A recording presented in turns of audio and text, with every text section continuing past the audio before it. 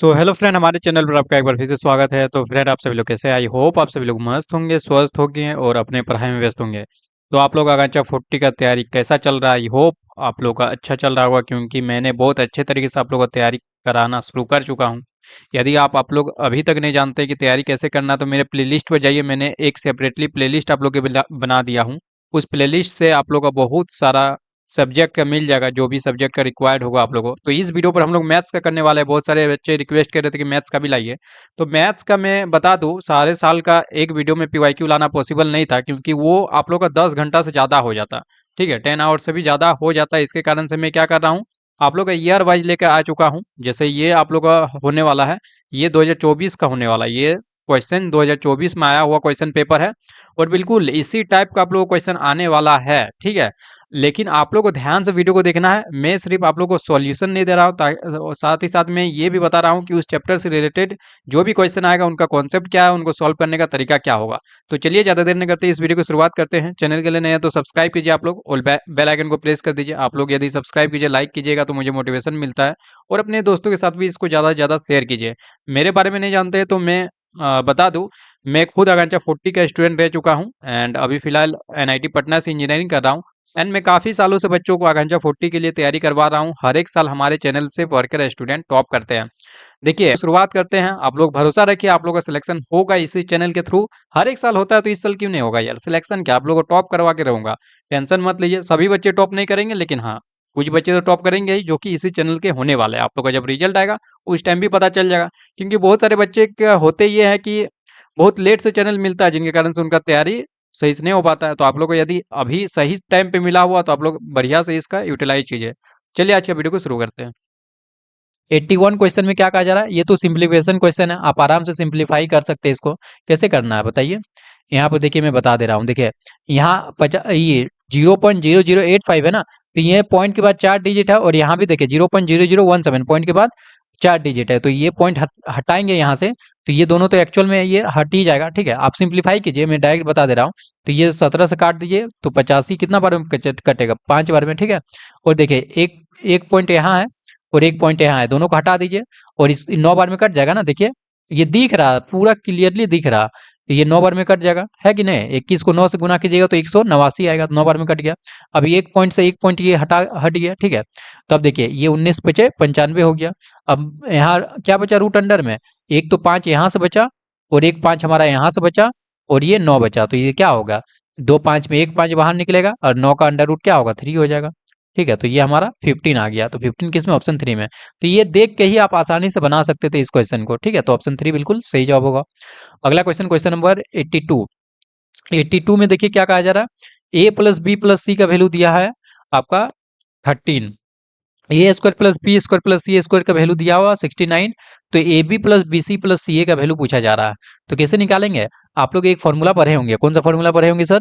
कि ये फॉर्मूला पढ़े होंगे, A plus B plus C का होल स्क्वायर पढ़े होंगे। क्या पढ़े हैं? कि A square plus B square plus C square plus 2 times A B plus B C plus C है। ये फॉर्मूला सभी कोई पढ़े होंगे जी, बिल्कुल पढ़े हैं। अब बताइए, ए प्लस बी प्लस सी का वैल्यू दिया 13। तो यहाँ 13 पुट कीजिए, ए प्लस बी प्लस सी का वैल्यू, और इसका स्क्वायर है ना, तो 13 का स्क्वायर कर दीजिए, तो 169 हो गया। और यहाँ से देखिए, A square plus B square plus C square का भी वैल्यू दिया 69।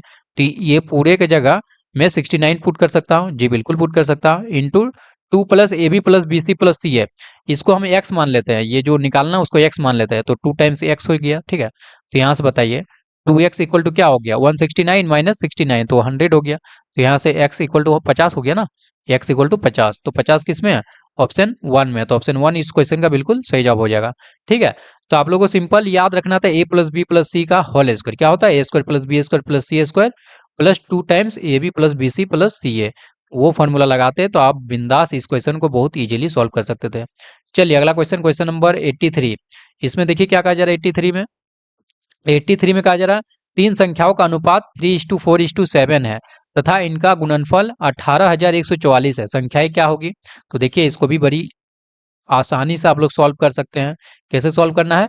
कि तीन संख्या को औसत दिया है, तो क्यों ना हम तीन संख्या को कुछ इस तरह मान सकते हैं। 3x पहला संख्या हो गया, दूसरा संख्या 4x हो गया, तीसरा संख्या 7x हो गया। इसका रेशियो लेंगे तो वही आ जाएगा ना, एक्स एक्स कैंसिल आउट हो जाएगा, तो हमारा 3:4:7 के रेशियो में आ जाएगा। इस टाइप का जब भी रेशियो रहेगा तो आप एक्स के टर्म में उसको कन्वर्ट कर दीजिए कि पहला संख्या हमारा 3x है, ये पहला संख्या हो गया, दूसरा संख्या हो गया, ये तीसरा संख्या हो गया।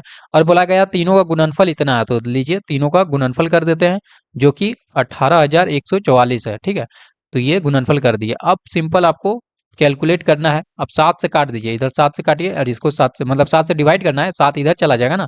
समझ रहे हैं ना मैं क्या कहना चाह रहा हूँ? चलिए, यदि नहीं समझ रहे तो मैं दूसरा स्टेप में बता दे रहा हूँ। एक्स एक्स एक्स 3x है तो एक्स क्यू हो जाएगा। ठीक है, तीनों एक्स को मल्टीप्लाई करेंगे तो एक्स क्यू हो गया। अब यहाँ 18,144 है और डिवाइडेड बाई क्या हो जाएगा, ये 3 डिवाइडेड बाई चला जाएगा, ये 4 भी डिवाइडेड बाई में चला जाएगा, ये 7 भी डिवाइडेड बाई में चला जाएगा। ये सिंपल चीज हो गया। ठीक है, अब इसमें आप लोग कैंसिल आउट करना है। पहले 7 से कैंसिल आउट कर दीजिए, तो ये 7 से कितना बार में कटेगा, ये 7 दूनी 14 हो गया, और ये 4 7 पचे 35, और यहाँ 6 7 नम 63, 1 7 दूनी 14, ये आ गया। 4 से अब इसको काट सकते हैं, 4 से कितना बार में कटेगा, 6 चौक 24, 1 19, 4 चौक 16, 3 32, 8 चौक 32। ठीक है, अब 3 से काट दीजिए, कितना बार में कटेगा, 216। हाँ, तो ये एक्स क्यू का वैल्यू हमारा हो गया 216। तो x इक्वल टू कितना हैश निकल जाएगा, बताइए, x इक्वल टू कितना निकल जाएगा, 216 किसका क्यूब रूट होगा, आपका 6 का हो जाएगा, तो x इक्वल टू 6 आ गया। ठीक है, यदि x इक्वल टू हमारा 6 आ गया तो पहली संख्या हमारा क्या है, 3x है, तो 3 इंटू 6 क्या हो जाएगा, 18 होगा पहली संख्या। दूसरी संख्या 4x है, तो 4 इंटू 6 क्या होगा, 24 हो जाएगा दूसरी संख्या। और तीसरी संख्या हमारा 7x है, तो 7 गुना 6 हो जाएगा, जो कि 7×6 = 42 हो जाएगा। ठीक है, तो 18 24 42 किसमें, ऑप्शन 3 में दिख रहा होगा, देखिए 18 24 42, तो ऑप्शन 3 इस क्वेश्चन का बिल्कुल सही जवाब होगा। आई होप आप समझ गए होंगे, इसमें भी कैलकुलेशन सिर्फ सिर्फ था, आपको कैलकुलेशन आसानी से कर लेते हैं, आप बिल्कुल आसानी से कर लेते हैं, ज़्यादा हार्ड कैलकुलेशन था नहीं। ठीक है, चलिए अगला क्वेश्चन की ओर हम लोग आगे बढ़ते हैं। क्वेश्चन नंबर 84, ये बिल्कुल बहुत ही जबरदस्त क्वेश्चन पूछ लिया गया था 2024 में। देखिए इसमें क्या कहा जा रहा है। ठीक है, इसको मैं अच्छी तरीके से एक्सप्लेन करने की कोशिश करूंगा। बोला जा रहा है ए तथा बी मिलकर किसी कार्य को 8 दिन में समाप्त कर सकते हैं, तो मैं कुछ इस तरह से लिख देता हूँ। ठीक है, ए प्लस बी किसी काम को कितना दिन में समाप्त कर सकता है, 8 दिन में। ठीक है, बताइए, यदि मैं आपसे पूछूंगा, एक सवाल का जवाब दीजिए आप। ठीक है, यदि मैं आपसे पूछूंगा कि 5 पेन का जो दाम है वो 20 रुपए है, वो 20 रुपए है। ठीक है, एक 20 रुपए है, और मैं पूछूंगा कि बताइए 15 पेन का दाम क्या होगा, या फिर 15 की जगह मैं पूछ लूंगा कि बताइए 9 पेन का दाम कितना होगा। तो आप कैसे बनाते हैं, पहले एक पेन का दाम निकालते हैं ना। तो 5 पेन का दाम 20 रुपए है, तो एक पेन का दाम निकालने के लिए क्या करते हैं, 20/5 करते हैं, मतलब इस 5 को इधर ले जाके डिवाइड करते हैं, तो हमारा एक पेन का दाम निकल जाता है, जो कि 4 रुपए निकल गया। अब 4 रुपए निकल गया, तो ये 9 को 4 से मल्टीप्लाई कर देते, तो 9 पेन का मूल्य निकल जाता है। सिंपल मैथमेटिक्स यही कहता है, आप ये बिल्कुल इसी तरह से आप पढ़े होंगे। तो बताइए, यदि ए प्लस बी, मतलब ए और बी दोनों मिलकर किसी एक काम को ए और बी दोनों मिलकर 8 दिन में समाप्त कर सकते हैं, तो बताइए ए प्लस बी एक दिन में कितना काम कर सकते हैं, 8 दिन में एक काम कर सकते हैं ए प्लस बी, मतलब ए और बी दोनों मिलकर 8 दिन में एक काम करते हैं। यही हुआ ना कि एक काम करते हैं, या फिर इसको इस तरह से लिखिए, ए और बी दोनों मिलकर 8 दिन में एक काम करते हैं, तो एक दिन में कितना काम करेंगे, 1/8 काम। वही जैसा मैंने बताया, वो जो पेन वाला बताया ना, मूल्य और पेन, तो उसी तरह है। तो ए प्लस बी दोनों मिलकर 8 दिन में समाप्त कर सकते हैं एक काम को, तो एक दिन में कितना, तो ए प्लस बी का एक दिन का काम कितना हो जाएगा, एक दिन का काम। ठीक है, ये मैं एक दिन का बता रहा हूँ, इधर एक दिन का काम कितना हो जाएगा, जाहिर सी बात है 1/8 हो जाएगा। 8 दिन में एक काम करते हैं, तो एक दिन में 1/8 काम करेंगे। उसी तरह देखिए सेकंड लाइन में बी तथा सी मिलकर इसे 12 दिनों में समाप्त कर सकते हैं, बी और सी मिलकर इसको 12 दिन में कर रहे हैं, तो एक दिन में बी और सी मिलकर कितना काम करेंगे, ये एक दिन में हमारा कितना काम करेंगे, बी और सी मिलकर एक दिन में वो 1/12 हो जाएगा काम। ठीक है, एक दिन में बी और सी 1/12 भाग करेंगे एक काम का। ठीक है, सी एम ए दोनों मिलकर इसे 15 दिन में, तो सी प्लस ए जो है दोनों मिलकर 15 दिन में समाप्त कर सकते हैं। तो बताइए दोनों मिलकर एक दिन में कितना काम कर सकते हैं, सी प्लस ए दोनों मिलकर एक दिन में हमारा 1/15 काम कर सकते हैं। समझ गए, यहां तक समझ गए ना। यहाँ मैंने सिंपल आपको समझाया कि ए और बी दोनों मिलकर 8 दिन में कर सकते हैं। एक लाइन समझ लीजिए, एक लाइन यदि समझ लेंगे तो बाकी नीचे वाला आराम से समझ लीजिएगा। ए और बी दोनों एक काम को 8 दिन में समाप्त कर सकते हैं, ए और बी दोनों मिलकर किसी काम को 8 दिन में समाप्त कर सकते हैं। तो बताइए ए और बी एक दिन में कितना काम कर सकते हैं, 1/8 काम, तो बाकी नीचे भी आप समझ गए होंगे। ठीक है, सी अकेला इस कार्य को कितने दिन में समाप्त कर सकेगा, ये पूछा जा रहा है सवाल में। तो अब इसको कैसे कीजिएगा, तो अब देखिए यहाँ से आपको दिख रहा होगा, ये मैं हाईलाइट करने की कोशिश करता हूँ। ये देखिए, ये तीनों देखिए, ये तीनों का आप ऐड कर दीजिए, तीनों को ऐड कर दीजिए तो क्या दिखेगा आपको बताइए। मैं दूसरे कलर से, हाँ, तीनों को ऐड कर दीजिए। तो यदि तीनों को ऐड करेंगे A plus B plus B plus C plus C plus A, तो यहाँ 2 ए दिख रहा है, 2 बी दिख रहा है, तो 2 सी दिख रहा है। तो मतलब हम ये लिख सकते हैं ना, 2 इंटू ए प्लस बी प्लस सी, लिख सकते हैं। ये तीनों को ऐड करने पर 2 इंटू ए प्लस बी प्लस सी बिल्कुल लिख सकते हैं सर। यदि ए प्लस बी एक दिन में 1/8 काम करता है, बी प्लस सी एक दिन में 1/12 काम करता है, यहाँ लीजिए काम भी लिख देता हूँ ताकि आप लोग समझने में आसानी हो, ठीक है। ये काम, ये काम है, ठीक है। तो ए और बी एक दिन में 1/8 काम करते हैं, बी और सी एक दिन में 1/12 काम करते हैं, सी और ए एक दिन में 1/15 काम करते हैं। तो बताइए ये तीनों को ऐड किए तो 2 टाइम्स ए बी सी तीनों मिलकर दो, 2 से मल्टीप्लाई करके बता रहा हूँ, तो एक दिन में ये कितना काम करेंगे, एक दिन में यही तीनों को ऐड कर दीजिए तो उतना ही काम करेंगे, 1/8 प्लस 1/12 प्लस 1/15, ठीक है। अब बताइए इसको आप एलसीएम लीजिए, इसको एलसीएम लीजिए, तो मैं इसको क्या करता हूँ, ऊपर में उसको एलसीएम लेके दिखा देता हूँ और वहां पे सिंपल में लिख दूंगा, ठीक है। इसको पहले रिमूव करते हैं, समझ रहे ना, समझने की कोशिश कीजिए। इस तरह का क्वेश्चन आएगा तो आपको आसानी से समझ मतलब बनना चाहिए, ठीक है। मैं कॉन्सेप्ट क्लियर कर रहा हूँ इसलिए, ताकि आपका इस टाइप का क्वेश्चन आएगा तो आप बिल्कुल आसानी से बना सके। चलिए इसका एलसीएम लेते हैं, एलसीएम लेते हैं। तो एलसीएम लेंगे तो क्या होगा, 120 एलसीएम आएगा, एंड ये हमारा 15 × 8 = 120 होता है, और ये 10 हो गया और ये 8 हो गया।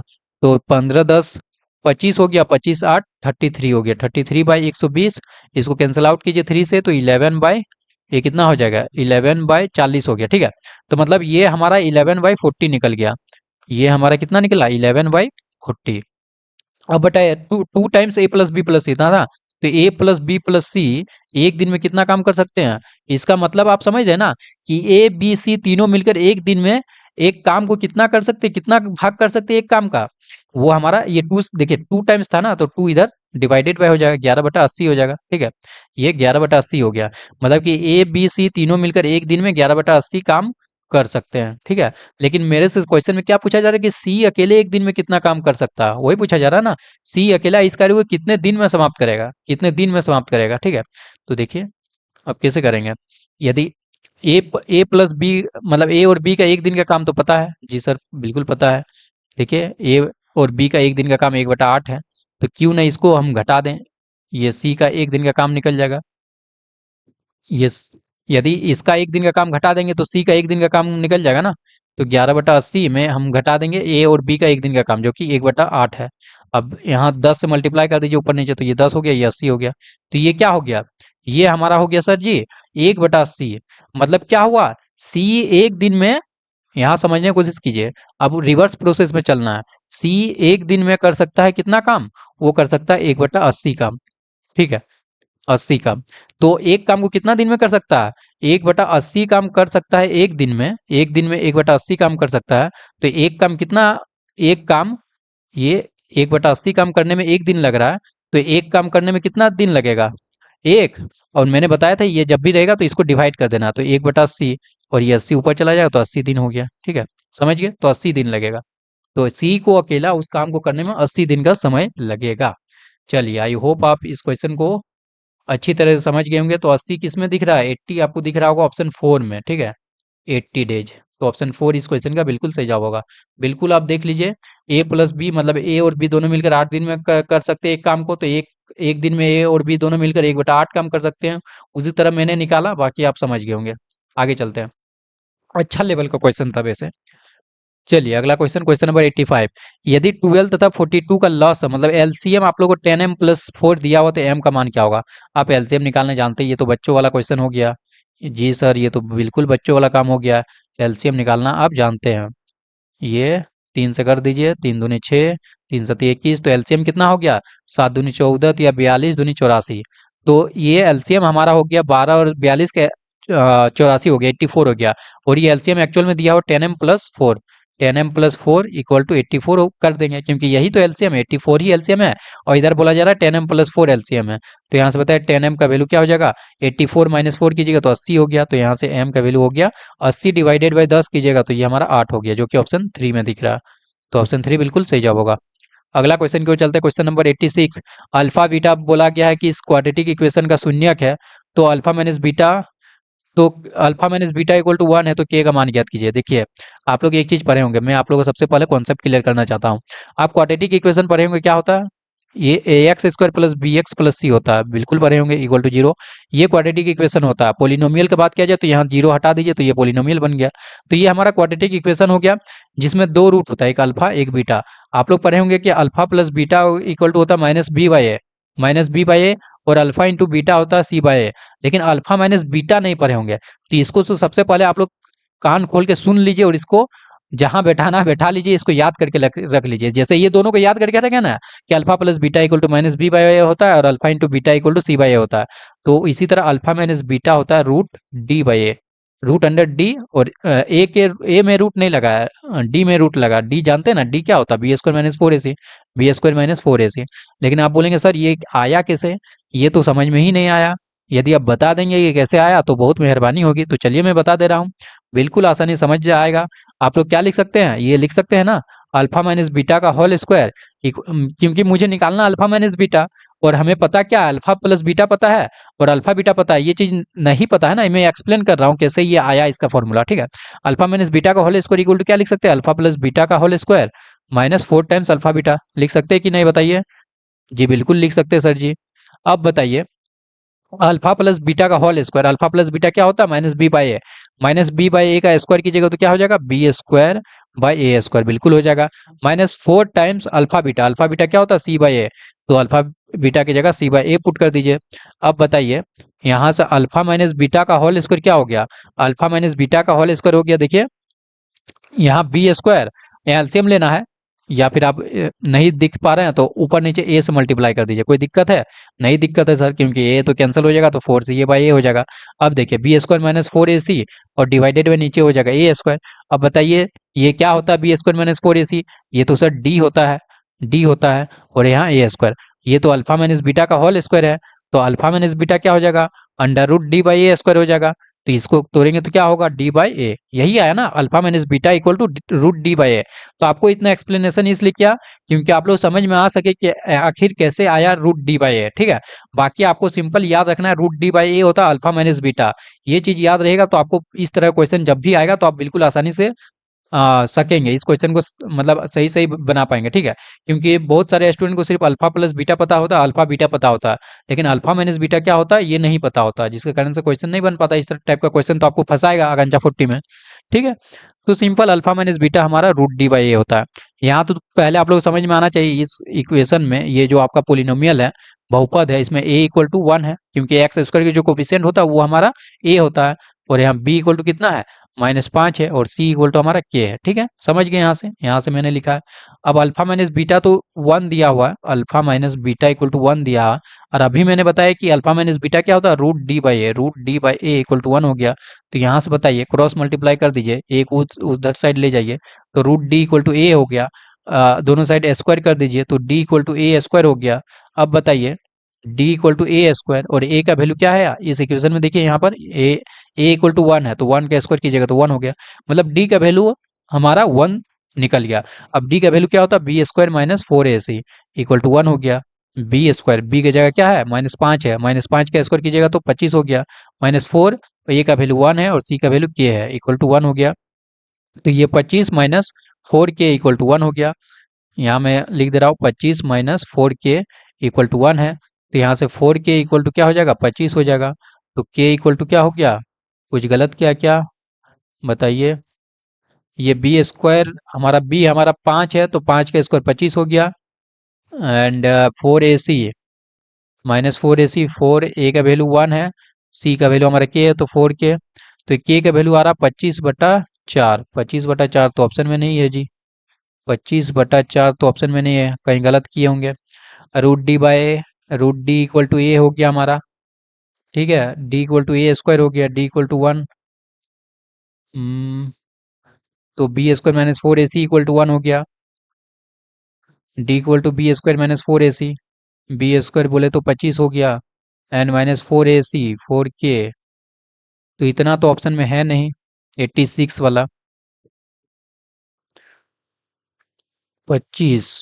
कहीं गलती किए होंगे क्या, मैं एक बार दोबारा चेक कर लेता हूँ। हमारा alpha minus beta equal to 1 दिया हुआ है, तो मैंने alpha minus beta equal to 1 put कर दिया। और अल्फा माइनस बीटा मैंने बताया कि रूट डी बाई ए होता है, root under D by A, ठीक है। अब यहाँ से हमारा रूट डी इक्वल टू ए हो गया, क्रॉस मल्टीप्लाई कर दिए। अब D equal to A square हो गया, ए स्क्वायर हो गया। अच्छा, यहाँ गलती की है ना, ये देखिए, यहाँ गलती किया हुआ। यहाँ देखिए 25 - 4 के इक्वल टू 1 है ना ये, तो 25 - 4 के इक्वल टू 1 है, तो ये हमारा गलती हुआ ना, यहाँ गलती हुआ है, ठीक है। 25 - 4 के इक्वल टू 1 है, तो 4 के का वैल्यू क्या हो जाएगा, यहाँ से 4 के का वैल्यू हो जाएगा 25 - 1 जो कि 24 होगा। अब यहाँ से के इक्वल टू 6 निकल जाएगा, तो ऑप्शन 4 बिल्कुल सही जवाब होगा, ठीक है। सिली मिस्टेक हो गया था, यहाँ पर मैंने 1 देखा नहीं, यहाँ 0 पुट कर दिया था, एक्चुअल में 0 देख लिया था, 4 के इक्वल टू 25 करके लाने खोज रहा था, तो वो तो कहाँ से निकलेगा, यहाँ 1 है ना एक्चुअल में, तो 1 है, तो 1 के साथ 25 में 1 घटाना है, तो 24 बचेगा, और फिर इसको डिवाइड करना है 4 से, तो 6 हो जाएगा, ठीक है। अगला क्वेश्चन की ओर चलते हैं हम लोग, क्वेश्चन नंबर 86। 86 में देखिए क्या कहा जा रहा है, 86 में कहा जा रहा है, ये तो सिंपल 10th लेवल का है, बेसिक एकदम है, ठीक है। ये तो आप लोग को बचपन का दिन याद आ जाएगा, बचपन मतलब समझ रहे हैं ना, बहुत इजी क्वेश्चन जिसको बोलते हैं समझ लीजिए, वो बचपन वाला क्वेश्चन है। a1x+b1y+c1 = 0, a2x+b2y+c2 = 0 की जोड़ी जिनके अनंत रूप से बहुत हल है, तो क्या होगा। जिसका अनंत हल होता है तो उसमें आप लोग लगाते हैं ना, a1/a2 = b1/b2 = c1/c2, तो ऑप्शन 1 बिल्कुल करेक्ट आंसर होगा। अगला क्वेश्चन, क्वेश्चन नंबर 88। हाँ, ये बढ़िया क्वेश्चन है, इसको मैं अच्छी तरीके से एक्सप्लेन करने की कोशिश करूंगा, लेकिन आप लोग को एक ट्रिक भी बताऊंगा। यदि दो सदृश त्रिभुजों का परिमाप, सदृश मतलब क्या होता है, सिमिलर ट्रायंगल, देखिए यहाँ इंग्लिश में लिखा सिमिलर ट्रायंगल, ठीक है, समरूप जिसको बोलते हैं हिंदी में। तो दो सदृश त्रिभुजों के परिमाप 40 सेंटीमीटर तथा 50 सेंटीमीटर है, तो प्रथम तथा दूसरे त्रिभुज के क्षेत्रफल का अनुपात क्या होगा। पहले तो इसको मैं ट्रिक से बना देता हूँ।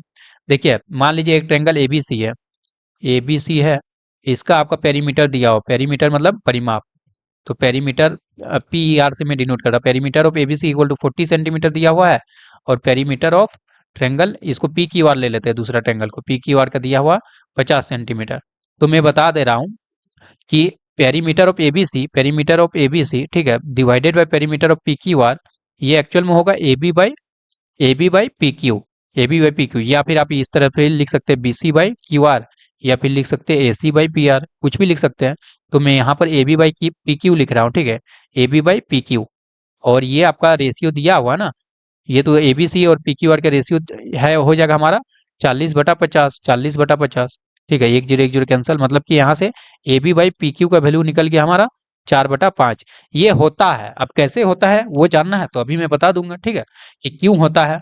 जो परिमाप का रेशियो है, दो त्रिभुज यदि सिमिलर है, समरूप है, सदृश है, तो दोनों के परिमाप का जो रेशियो होगा, जो अनुपात होगा, वही उनके कोरेस्पॉन्डिंग साइड का रेशियो होगा, वही उनके कोरेस्पॉन्डिंग साइड का रेशियो होगा, ठीक है। तो AB/PQ कर दिया इसलिए मैंने, ठीक है, तो यहाँ से AB/PQ का 4/5 हो गया। अब बोला जा रहा है त्रिभुजों का क्षेत्रफल का अनुपात क्या होगा। आप लोग पता है, दो समरूप त्रिभुजों के क्षेत्रफल का अनुपात उनकी संगत भुजा यही ना, संगत भुजा के वर्ग के अनुपात के बराबर होती है। तो बताइए, यदि area of triangle ABC divided by area of triangle PQR का बात किया जाए, तो आप ये लिख सकते हैं ना, दो समरूप त्रिभुज क्षेत्रफल का अनुपात उनकी संगत भुजाओं के वर्ग के अनुपात के बराबर होती है, ये लिख सकते हैं। तो ये 4/5 का होल स्क्वायर हो जाएगा, मतलब कि ये 16/25 हो जाएगा। 16/25 किसमें, ऑप्शन 4 में है, तो ऑप्शन 4 जो है बिल्कुल सही जवाब हो जाएगा। बाकी इसको अंडरस्टैंडिंग आप चाहते हैं और बेटर तरीके से कि आखिर ऐसा क्यों होता है, तो मैं वो भी बता दे रहा हूँ ताकि आप लोग को समझने में आसानी हो, फिर आप भूलेंगे नहीं जल्दी, ठीक है। तो ये कैसे, या फिर आप डायरेक्ट ये सिंपली याद रखिए, यदि मैं बताने लगूँ ना कि क्यों होता है वो चीज़, तो फिर लेंदी हो जाएगा। बता दूं क्या, देखिए एक्चुअल में क्या होता है।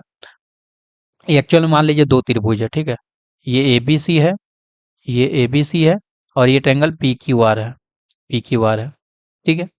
तो ए बी इक्वल टू क्या लिख सकते हैं आप लोग, ये दोनों सिमिलर ट्रायंगल है, सिमिलर ट्रायंगल में लिखते हैं ना, AB/PQ equal to BC/QR equal to AC/PR, ये लिखते हैं। अब इसको कोई कांस्टेंट के से ये कर दीजिए, इक्वेट कर दीजिए, तो यहाँ से AB इक्वल टू क्या हो गया, AB equal to K times PQ हो गया।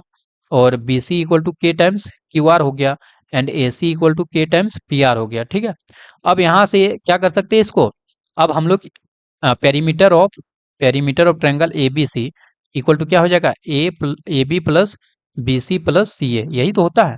पेरीमीटर मतलब परिमाप।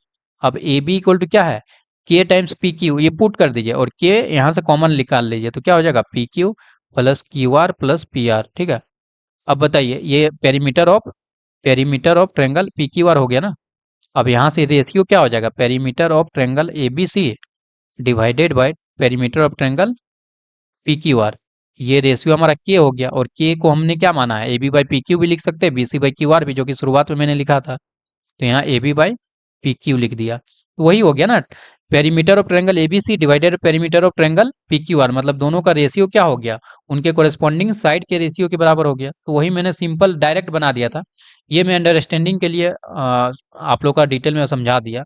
बाकी आप लोग को यही याद रखना है कि दो समरूप त्रिभुज दिया होगा तो उनके परिमाप का जो रेशियो होगा, जो परिमाप का अनुपात होगा, वो उनकी संगत भुजाओं के अनुपात के बराबर होगी, और उनके क्षेत्रफल का अनुपात जो होगा वो संगत भुजाओं के वर्ग के अनुपात के बराबर होगी। समझ रहे ना, ये दोनों चीज आप लोग को याद रखना चाहिए।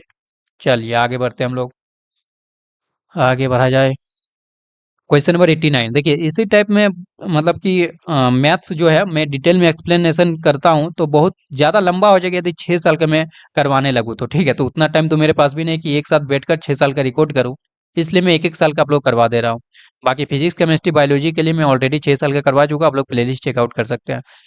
ट्रायंगल एबीसी की भुजाओं के मध्य बिंदुओं को जोड़कर ट्रायंगल पीक्यूआर बनाया गया। ट्रायंगल पीक्यूआर तथा एबीसी के क्षेत्रफल का अनुपात क्या होगा। यहाँ आपको चार ऑप्शन नहीं दिख रहा होगा, यहाँ कट गया एक्चुअल में, तो यहाँ चार ऑप्शन नीचे देख सकते हैं। तो एक कहा जा रहा है एक ट्रायंगल पीक्यूआर है, ठीक है, सॉरी एक ट्रायंगल एबीसी है, तो ये लीजिए एक ट्रायंगल एबीसी हो गया, ए बी सी। अब इसका मिड पॉइंट से एक ट्रायंगल बनाया गया पीक्यूआर। देखिए कि मध्य भुजाओं को जोड़कर पीक्यूआर, पी और बीसी का मध्य बिंदु हमारा क्यू हो जाएगा, और एसी का मध्य बिंदु आर हो जाएगा। तो बोला जा रहा है कि ट्रायंगल पी क्यू आर छोटा वाला इस ये ट्रायंगल का क्षेत्रफल और ट्रायंगल एबीसी बड़ा वाला ट्रायंगल के क्षेत्रफल का अनुपात क्या होगा।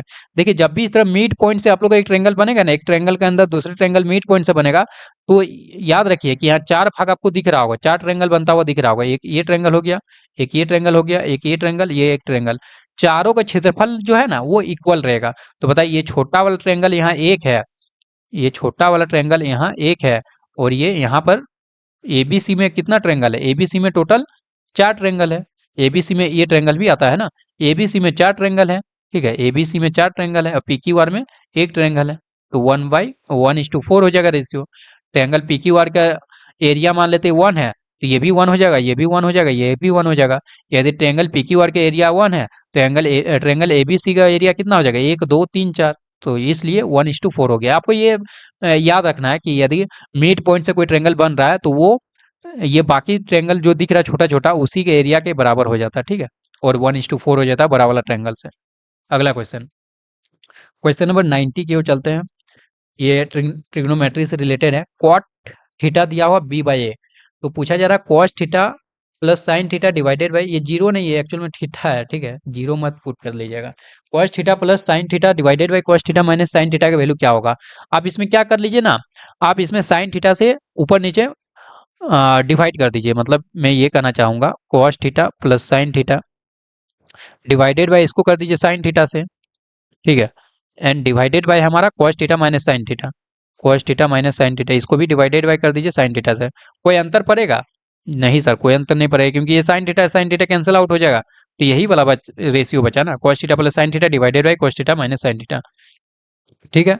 तो ये डिवाइड कर दिया साइन थीटा से, इसलिए डिवाइड किया क्योंकि अभी आप लोग को दिखेगा, क्या दिखेगा, देखिए देखिए ये आप लोग पढ़े होंगे A plus B divided by ए रहेगा, तो मतलब कि क्या हुआ कि ये दोनों से डिवाइडेड है, a by A plus b by a, इस तरह करेंगे ना, दोनों से डिवाइड करते हैं, ठीक है, इतना तो आपको बेसिक कॉन्सेप्ट पता होना चाहिए। तो उसी तरह यहाँ साइन थीटा ये दोनों से डिवाइड होगा, तो cos theta divided by sine theta कीजिएगा तो क्या होगा, कॉस बाई साइन आपका कॉट होता है ना, तो ये कॉट थीटा बन जाएगा, और sine theta divided by sine theta कीजिए तो 1 हो जाएगा। उसी तरह नीचे कीजिए, कॉस बाई साइन कॉट हो जाएगा, एंड साइन बाई साइन 1 हो जाएगा, और साइन यहाँ माइनस था तो यहाँ माइनस लिखा हुआ है, यहाँ प्लस का साइन था तो यहाँ प्लस का साइन लिखा हुआ है। अब बताइए अब बताइए कॉट थीटा दिया हुआ बी बाई ए, तो बी बाई ए पुट कीजिए, b by A plus one divided by b by a minus one. ठीक है, अब इसको सिंप्लीफाई कीजिए, तो b plus a by a divided by b minus a by a, ये a cancel हो गया, तो हमारा क्या बचा, b plus a divided by b minus a, जो कि ऑप्शन 4 में दिख रहा है। तो ऑप्शन 4 इस क्वेश्चन का बिल्कुल सही जवाब होगा। अगला क्वेश्चन, क्वेश्चन नंबर 91, इसमें कहा जा रहा है पहली 10 विषम पूर्णांकों का माध्य क्या होगा। पहले तो आपको पता होना चाहिए प्रथम n विषम पूर्णांकों का योग कितना होता है। जैसे मैं पूछ लूं कि 1 प्लस 3 प्लस 5, विषम संख्या है ना, प्रथम n विषम संख्या 7 प्लस 9, इस तरह n विषम संख्या है। ठीक है, तो अब इसका योग कितना होता है, Sn कितना होता है, ये एक्चुअल में n स्क्वायर होता है, ये याद होना चाहिए। जैसे प्रथम n नेचुरल नंबर का आपको पता है ना, 1 plus 3 plus 4 plus dot dot dot N तक, तो n into N plus one divided by two होता है। उसी तरह प्रथम n यदि विषम पूर्णांकों का योग पूछा जाए तो आप n स्क्वायर याद रखिएगा। अब ये कैसे आया ये भी मैं बता दे रहा हूँ, आप एपी पढ़े होंगे। यहाँ से बताइए, ये एपी बन रहा ना, ए इक्वल टू 1 हो गया, डी इक्वल टू हमारा 2 हो गया, तो एस एन क्या लिखते हैं, n/2 divide into 2a plus n-1 into D. अब बताइए n/2 हो गया, 2 a की जगह 1 है तो 2 ही बचेगा, plus n-1 into D, D की जगह आपका 2 है। ठीक है, यहाँ से 2 कॉमन ले लीजिए, ये 2 कॉमन बाहर निकाल दिए 2 को, तो यहाँ क्या बचेगा 1 प्लस n-1। ठीक है, ये 2 और यहाँ से 2 बाहर निकाल लिए, ये 2 कैंसिल हो गया, n इंटू ये 1 कैंसिल हो गया है, तो n स्क्वायर बचा। तो वही मैं डायरेक्ट आप लोग को याद रखने का ट्रिक बता दे रहा हूँ कि जब भी n प्रथम n विषम पूर्णांकों का योग पूछा जाएगा तो आपको n स्क्वायर याद रखना है। ठीक है, n स्क्वायर। अब देखिए आप कैसे इस क्वेश्चन को बहुत अच्छी तरीके से हम लोग सॉल्व कर सकते हैं। बोला जा रहा प्रथम 10 विषम पूर्णांक, तो 10 विषम पूर्णांक क्या होगा, प्रथम 10 विषम पूर्णांक आपका 1 हो जाएगा, प्लस 3 हो जाएगा, प्लस 5 हो जाएगा। ठीक है, 1 प्लस 3 प्लस 5, इस तरह 10 विषम पूर्णांक है। तो अब माध्य क्या होता है, माध्य बोलिए या औसत बोलिए या मीन बोलिए या एवरेज बोलिए, तो जितना संख्या यहाँ ऊपर में होता है उतना ही से हम लोग डिवाइड करते हैं। तो यहाँ 10 विषम पूर्णांक है ना, इसलिए 10 से डिवाइड किया। अब बताइए 10 विषम पूर्णांक का योग कितना हो जाएगा, एन स्क्वायर बोले थे, एन मतलब क्या, कितने नंबर ऑफ टर्म्स यहाँ है, 10 टर्म्स है, तो 10 का स्क्वायर हो जाएगा डिवाइडेड बाय 10, एक 10 से एक 10 कैंसिल, तो 10 बचा। 10 किसमें, ऑप्शन 2 में, तो ऑप्शन 2 बिल्कुल सही जवाब होगा। समझ गए, इजी क्वेश्चन था, मैं बस एक्सप्लेनेशन आपको डिटेल में कर रहा हूँ ताकि आप लोगों को दिक्कत ना हो। अगला क्वेश्चन 92, किसी त्रिभुज एबीसी, ये लीजिए मैंने ट्रायंगल एबीसी ड्रॉ कर दिया, ए बी सी, एबीसी में ए बी का मध्य बिंदु डी है, ए बी का मध्य बिंदु डी है, भुजा एसी का मध्य बिंदु ई है, भुजा एसी का मध्य बिंदु ई है। ठीक है, तो ये दोनों को मिला दिया, तथा D equal to 4 centimetre, D equal to 4 centimetre, तो भुजा बीसी की लंबाई क्या होगी। देखिए ए बी का मध्य बिंदु डू एम डी है, मतलब ये भुजा और ये भुजा बराबर होगा, ये भुजा और ये भुजा बराबर होगा। तो इसको आप प्रूव किए होंगे कि जो डी होता है वो बीसी का आधा होता है। यहाँ पर ये जो बीसी है वो डी का डबल होता है, या फिर डी जो है वो बीसी का आधा होता है। तो यदि डी 4 है तो ये 8 हो जाएगा, जाहिर सी बात है। बस इजी क्वेश्चन। अगला क्वेश्चन को चलते हैं, क्वेश्चन नंबर 93, यदि रेखा y is equal to P X minus two है और बिंदु 3,2 से होकर गुजरती है। देखिए जब भी ऐसा क्वेश्चन बोला जाएगा ना कि ये बिंदु से गुजरती है, तो वो बिंदु इस लाइन को सेटिस्फाई करेगी। सेटिस्फाई करने का मतलब क्या है सर, सेटिस्फाई करने का मतलब ये है कि ये हमारा क्या होगा, ये हमारा एक्स कोऑर्डिनेट है, ये हमारा वाई कोऑर्डिनेट है। समझ रहे हैं ना, ये एक्स पहला एक्स कोऑर्डिनेट होता है, दूसरा वाई कोऑर्डिनेट। तो एक्स की जगह आप 3 पुट कीजिए और वाई की जगह 2 पुट कीजिए, एक्स की जगह 3 वाई की जगह 2 पुट कीजिएगा, तो ये एक्चुअल में ये लाइन का इक्वेशन है, इस लाइन के इक्वेशन को सेटिस्फाई करेगा वो पॉइंट। ठीक है, मतलब ये लाइन का इक्वेशन है, ये लाइन का इक्वेशन है, Y is equal to P X minus two, और ये कोई पॉइंट है 3,2, तो ये 3,2 पॉइंट इस लाइन में है ना, तो इस लाइन के इक्वेशन को सेटिस्फाई करेगा। इसलिए यहाँ पर सिंपल आपको ये ध्यान में रखना है, जब भी इस टाइप का क्वेश्चन रहेगा तो आपको इस पॉइंट को इस लाइन में सेटिस्फाई करवा देना है। मतलब एक्स की जगह 3 पुट करना, वाई की जगह 2, तो वाई की जगह 2 एंड एक्स की जगह 3। ठीक है, अब बताइए ये 4 हो गया, -2 इधर आएगा तो +2 हो जाएगा, और ये 3p हो जाएगा। तो यहाँ से p इक्वल टू क्या हो गया, 4/3, जो कि ऑप्शन 2 में दिख रहा होगा। तो ऑप्शन 2 जो होगा 93 का करेक्ट आंसर हो जाएगा। चलिए आगे बढ़ते हैं हम लोग, आगे बढ़ा जाए। क्वेश्चन नंबर 94, 94 भी इजी क्वेश्चन है, शून्यक -4 तथा 4 वाले बहुपदी है। बहुपद का इक्वेशन आप जानते होंगे क्या होता है, x square minus alpha plus beta. अब ये मूल है, शून्यक बोलिए मूल बोलिए, ठीक है, x square minus alpha plus beta into x plus alpha beta, ये होता है बहुपद का इक्वेशन, ये याद रख लीजिएगा, जिसको याद नहीं याद कर लीजिएगा। X square minus alpha plus beta, ये अल्फा हो गया -5 और ये बीटा हो गया। ठीक है, तो अल्फा प्लस बीटा क्या होगा, -5 + 4, तो ये तो हो जाएगा -1, है ना। अल्फा अल्फा प्लस बीटा हो जाएगा हमारा -1 into x plus alpha beta, और अल्फा बीटा क्या हो जाएगा, दोनों को मल्टीप्लाई कीजिए तो ये -20 हो जाएगा। अब देखिए एक्स स्क्वायर, ये माइनस माइनस प्लस हो जाएगा, प्लस एक्स, और ये प्लस माइनस माइनस हो जाएगा -20, x square plus x minus 20, x square plus x minus 20 option third में है, तो ऑप्शन 3 इसका करेक्ट आंसर हो जाएगा। चलिए अगला क्वेश्चन की ओर चलते हैं, क्वेश्चन नंबर 95। 95 में देखिए क्या कहा जा रहा है, ये देखिए इसको बताने से पहले मैं आप लोग को कुछ फॉर्मूला रिवीजन करना चाहता हूँ। देखिए आप ये पढ़े होंगे ना, टेन 90 डिग्री माइनस थीटा क्या होता है, कॉट थीटा होता है, कॉट थीटा होता है, जी सर बिल्कुल पता है। या फिर इसको इस तरह से भी लिख सकते हैं, cot 90 degree minus theta equal to tan theta. ये दोनों भाई भाई है, मैंने बहुत सारे वीडियो में याद करवाया कि भाई भाई है, कॉट और टेन भाई भाई है, साइन कॉस भाई भाई है, सेक कॉसेक भाई भाई है। तो tan 90 degree minus theta equal to cot theta, cot 90 degree minus theta equal to tan theta, दोनों भाई भाई है। या फिर ये भी पढ़े होंगे, tan theta equal to one by cot theta, पढ़े हैं, बिल्कुल पढ़े हैं सर। तो ये बताइए, इसको यदि क्रॉस मल्टीप्लाई कर देंगे तो क्या हो जाएगा, tan theta into cot theta equal to 1 हो जाएगा। मतलब दोनों का प्रोडक्ट हमारा 1 होता है, tan theta into cot theta equal to 1। इतना यदि जानते हो तो आप बिल्कुल आसानी से इस क्वेश्चन को बना सकते हैं। ये देखिए, जब भी आपको 90 का बन जाएगा ना, 90 डिग्री एंगल, जैसे जैसे यहाँ 5 डिग्री है और 85 डिग्री है, दोनों को मिला दीजिए, 90 बन रहा है ना, तो दोनों को एक साथ लिखना है। ये दोनों को हमारा एक साथ लिखना है, 25 और 65 मिला दीजिए, 90 बन जाएगा, ये दोनों को एक साथ लिखना है। कहने का मतलब ये है कि टेन 85 को मैं क्या लिख सकता हूँ, टेन 90 डिग्री माइनस 5 डिग्री लिख सकता हूँ ना, 90 माइनस 5 ही तो 85 होता है। और अभी मैंने बताया tan 90 degree minus theta cot theta होता है, तो टेन 90 डिग्री माइनस 5 डिग्री क्या हो जाएगा, कॉट थीटा, थीटा यहाँ क्या 5 डिग्री, 5 डिग्री। तो एक्चुअल में ये जो टेन 85 डिग्री है, वो एक्चुअल में क्या है, मैं दोबारा लिख देता हूँ। ये टेन 5 हो गया, ठीक है, ये टेन 25 हो गया, ये टेन 45 हो गया, एंड ये देखिए टेन 85 की जगह मैं क्या लिख दूंगा, टेन 5 डिग्री, क्योंकि टेन 90 डिग्री माइनस थीटा कर सकता हूँ, नहीं सॉरी कॉट थीटा हो जाएगा, है ना, ये कॉट थीटा हो जाएगा, tan 90 degree minus theta equal to cot 5 degree हो जाएगा। और ये टेन 65 को क्या लिख सकता हूँ, टेन 65 को लिख सकता हूँ टेन 90 डिग्री माइनस 25 डिग्री, और टेन 90 माइनस थीटा होता है थीटा, कॉट 25 डिग्री, तो इसकी जगह मैं लिख सकता हूँ कॉट 25 डिग्री। अब बताइए, अभी मैंने बताया कि tan theta into cot theta equal to 1 होता है, थीटा सेम होना चाहिए, थीटा यहाँ पर सेम होना, यहाँ थीटा है तो यहाँ थीटा है, जैसे यहाँ 5 डिग्री है, टेन 5 डिग्री, तो यहाँ कॉट 5 डिग्री, तो ये दोनों मिलकर क्या बनेगा, ये दोनों मिलकर सर 1 बन जाएगा।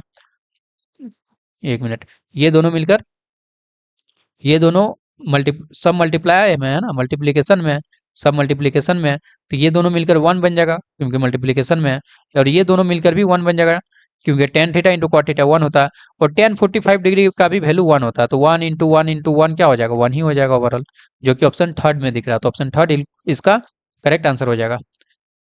चलिए लगातार बोल बोल के थक जाते हैं मैं भी।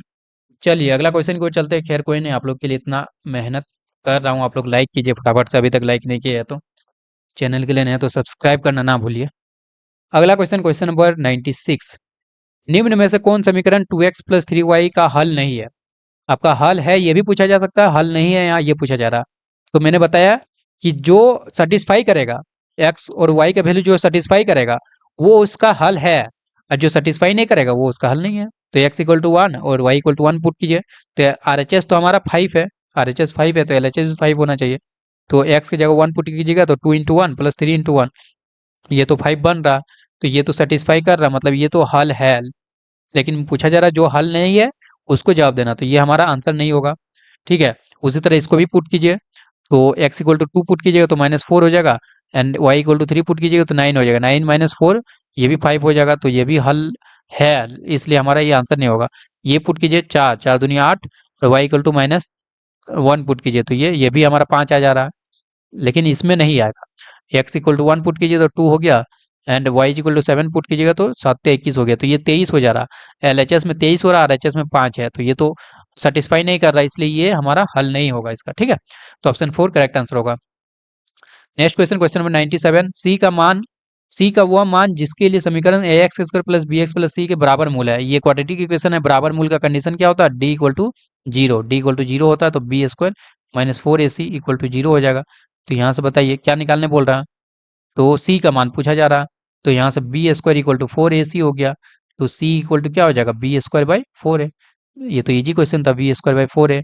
ऑप्शन 2 बिल्कुल करेक्ट आंसर हो जाएगा 97 का। अगला क्वेश्चन एपी का क्वेश्चन आ गया, इजी क्वेश्चन है। यहाँ एपी का क्वेश्चन आपको दिख रहा होगा, जहाँ ए इक्वल टू √2 है और डी इक्वल टू भी √2 होगा। कैसे √2 होगा सर, हमको तो नहीं दिख रहा √2।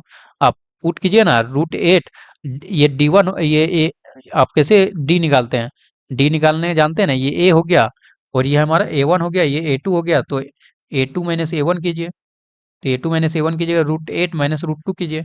तो √8 को क्या लिख सकते हैं, 2√2 माइनस √2। तो ये हमारा डी हो गया ना, यही डी हो गया, 2√2 माइनस √2, ये √2 हो जाएगा।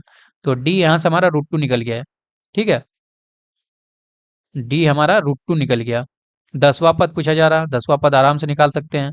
ए एन का फॉर्मूला जानते हैं, मैं सिंपल 10वां टर्म ही लिख देता हूँ। A10 को लिख सकते हैं A+9D। ए का वैल्यू पता है √2 प्लस 9 और डी का वैल्यू √2। तो क्या हो गया, √2 प्लस 9 √2 क्या हो गया, 10 √2। 10 √2 क्या लिख सकते हैं, 10 √2 को नहीं लिख सकते। देखिए यदि रूट अंडर 100 है तो इसको 10 लिख सकते हैं। तो 10 को मैं बोलूंगा कि रूट के अंदर कितना लिख सकते हैं, √100 लिख सकते हैं। उसी तरह देखिए 10 को लिख दिया √100 इंटू √2 ऑलरेडी है, तो √100 इंटू √2 क्या हो जाएगा, √100 200 हो जाएगा। 200 किस में है, ऑप्शन 2 में है। तो ऑप्शन 2 बिल्कुल करेक्ट आंसर हो जाएगा। मजा आ रहा ना दोस्तों, बताइए। इतना आसान आसान क्वेश्चन आप लोग से पूछ लिया गया था 2024 में, तो स्टूडेंट ने भर भर के नंबर लाया था। ठीक है, हमारे सफलता बैच से स्टूडेंट ने भर भर के नंबर लाया था। पिछले बार सफलता बैच लाया हुआ था मैंने, इस बार नहीं लाया क्योंकि समय की कमी है, मेरे पास भी समय नहीं मिल पा रहा, जिसके कारण से बैच कहाँ से ला पाऊंगा यूट्यूब पे, इसलिए आप लोगों को पढ़ा रहा हूँ। जितना समय मिल पा रहा मैं यूट्यूब पे ही आप लोगों का वीडियो अपलोड कर रहा हूँ। चलिए अगला क्वेश्चन, क्वेश्चन नंबर 99। चलिए ये 3 टर्म दिया हुआ है, एक ये हो गया k+2, दूसरा हो गया 4k-6, तीसरा हो गया 3k-2। किसी समांतर श्रेणी मतलब एपी है तीनों, लगातार 3 पद है, तो k का मान ज्ञात कीजिए। देखिए इसके लिए मैं शॉर्ट तरीका आप लोग बता दे रहा हूँ। जैसे बोला जाए 3 नंबर है ए बी सी, ठीक है, ए बी सी 3 नंबर जो है एपी में है, तो आप लोग को पता है, आप लोग क्या पता है कि इसमें सार्व अंतर यानी डी कॉमन डिफरेंस जो है वो इक्वल होता है। जैसे आप लोग को 2 4 6 ये एपी है ना, तो आप लोग कैसे निकालते हैं, डी कैसे निकालते हैं, या तो आप A2-A1 कीजिए, 4-2 कीजिए, या फिर A3-A2 कीजिए, या फिर A3- दोनों इक्वल होता है ना, दोनों आप इधर से निकालिए चाहे इधर से निकालिए। A2 मतलब ये मैं कहना चाह रहा A2-A1 इक्वल टू क्या होता है, A3-A2 होता है। बिल्कुल होता है सर, क्योंकि ये तो कॉमन डिफरेंस का फॉर्मूला है। कॉमन डिफरेंस आप किसी भी तरीके से निकालिए वो तो सेम ही रहेगा। उसी तरह मैं कहना चाह रहा हूँ ए बी सी मान लीजिए एपी है, तो मैं कॉमन डिफरेंस कैसे निकाल सकता हूँ, ये दूसरा, ये पहला टर्म है, ये दूसरा टर्म, ये तीसरा टर्म। तो कॉमन डिफरेंस निकालने का फॉर्मूला है A2-A1 मतलब दूसरा टर्म माइनस पहला टर्म, ये हो जाएगा।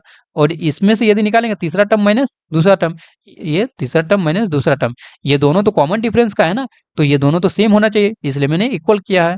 अब बताइए बी को इधर ले जाए तो 2b इक्वल टू क्या हो जाएगा, A+C। ये बस याद रखना आप लोगों को। ये कैसे याद रखिएगा कि बीच वाला, जैसे बोला जाएगा 3 टर्म आपका एपी में है, तो जो बीच वाला है ना उसका डबल कीजिए, जो बीच वाला है उसका डबल कीजिए, और जो साइड वाला है उनको ऐड कीजिए और दोनों को इक्वेट कर दीजिए। जो बीच वाला का डबल है वो साइड वाले के एडिशन के इक्वल होता है। 2b इक्वल टू A+C, आप लोग याद रहेगा 2b इक्वल टू A+C। 2 बार बोलिए ना, 5 बार बोलिए, याद रह जाएगा। ए बी सी यदि एपी में है तो 2b इक्वल टू A+C हमेशा होगा। ए बी सी यदि एपी में है तो 2b इक्वल टू A+C हमेशा होगा। 5 बार बोलिए, याद हो जाएगा। तो बताइए ये पहला टर्म हो गया, इसको ए मान लेते हैं, इसको बी, इसको सी। अभी बताइए 2b इक्वल टू A+C हो जाएगा, 2b इक्वल टू A+C हो जाएगा। 2b मतलब इस बीच वाला का डबल कीजिए। लीजिए सर बीच वाला का डबल कर देते हैं, आप बोले करने के लिए तो हम लोग कर देते हैं। अब ये दोनों को साइड वाला को ऐड कर दीजिए। लीजिए सर, ये तो मैं ही कर रहा हूँ यार। आप लोग को भी करना है। आप लोग को वीडियो पॉज करके पहले खुद ट्राई करना है, उसके बाद आप लोग को सॉल्यूशन देखना है। यदि आप सिर्फ देखते जाएंगे, ये मैथ्स है ठीक है, देखते जाएंगे तो आप लोग भूल जाएंगे। जब तक आप खुद से प्रैक्टिस नहीं कीजिएगा तब तक आपको याद नहीं रहेगा। ठीक है, अब बताइए, अब तो ये आराम से सिंप्लीफाई कर सकते हैं, के का वैल्यू निकल जाएगा। अब बताइए इसमें क्या हो गया, 8k-12 इक्वल टू हो जाएगा ये 4k, एंड ये 2 कैंसिल हो गया, देखिए ना, +2 है यार, -2 कैंसिल हो गया।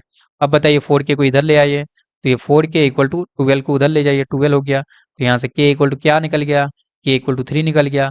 k इक्वल टू 3 किस में, ऑप्शन 3 में है, तो 99 का ऑप्शन 3 बिल्कुल सही जवाब होगा। इतना देखिए कैलकुलेशन में ऐसा नहीं है कि मैं पूरा बच्चा वाला कैलकुलेशन आप लोग करके बताऊं कि यहाँ यहाँ मल्टीप्लिकेशन में है, फिर उधर जाएगा तो डिवाइड में हो जाएगा। इतना आप लोग के लिए नहीं करूंगा, क्योंकि आप आकांक्षा 40 का एग्जाम देने जा रहे हैं, 10th बोर्ड तो देने नहीं जा रहे हैं कि आपको इतना करके बताऊं। ठीक है, इतना करके बताऊंगा तो 1 घंटा का जो वीडियो होने वाला है वो 3 घंटा का 2 घंटा का बन जाएगा। चलिए, दो समांतर श्रेणियों के बराबर सार्वत्रिक अंतर है। सार्वत्रिक अंतर बराबर होने का मतलब क्या है कि डी कॉमन डिफरेंस जो है वो सेम है। दो समांतर है मतलब दो समांतर श्रेणी मतलब दो एपी है, इनमें से किसी एक का पहला पद, तो बताइए एक एपी जो है, एक एपी क्या बनेगा, 3। पहला पद 3 है, तो दूसरा टर्म कैसे निकालते हैं हम लोग, पहला टर्म में कॉमन डिफरेंस को ऐड करते हैं। कॉमन डिफरेंस मान लीजिए डी है, तो 3 + डी हो जाएगा, फिर 3 + 2 डी हो जाएगा। ये हमारा AP1 हो गया। ठीक है, AP1 ये डॉट डॉट डॉट कर लीजिए और भी आगे टर्म हो जाएगा। और दूसरे का पहला पद 8 है, दूसरे एपी का पहला पद 8 है, लेकिन दोनों की क्या है, सार्वंतर सेम है, बराबर है। तो इसका यदि डी है तो इसका भी डी हो जाएगा, 8 + डी हो जाएगा दूसरा टर्म, 8 + 2 डी हो जाएगा तीसरा पद। तो इस तरह आपका AP2 हो गया। अब देखिए क्या कहा जा रहा है, उनके दूसरे पदों का अंतर क्या होगा। दूसरे पद तो ये है सर जी, कौन सा है दूसरा पद, ये, इसका दूसरा पद ये है AP1 का, और AP2 का दूसरा पद ये है। तो दोनों को सिंपल क्या करना है, घटाना है। घटाने में तो आप लोग एक्सपर्ट है जी। 8 + डी माइनस करना है 3 + डी। बताइए, इतना इजी क्वेश्चन था, बताइए, इतना इजी क्वेश्चन था। ये डी ने डी खत्म किया, 8 में 3 गया, 5 बचा, 5 किस में, ऑप्शन 4 में है। जी सर बिल्कुल ऑप्शन 4 आ रहा है, हम लोग का भी, हम लोग भी ट्राई किए हैं। चलिए आगे चलते हैं हम लोग, क्वेश्चन नंबर 101 ट्राई किए हैं ना, ट्राई करना है आप लोग को। देखिए 3 बिंदु है और जो संरेखी है, ये तो आप लोग क्लास 10 में भी पढ़े होंगे कि सर यदि 3 बिंदु संरेखी है, मान लीजिए A B C, 3 बिंदु संरेखी है, तो हम लोग लिखते हैं A+AB + BC = AC। या फिर क्या करते हैं, ये पहला तरीका ये हो गया।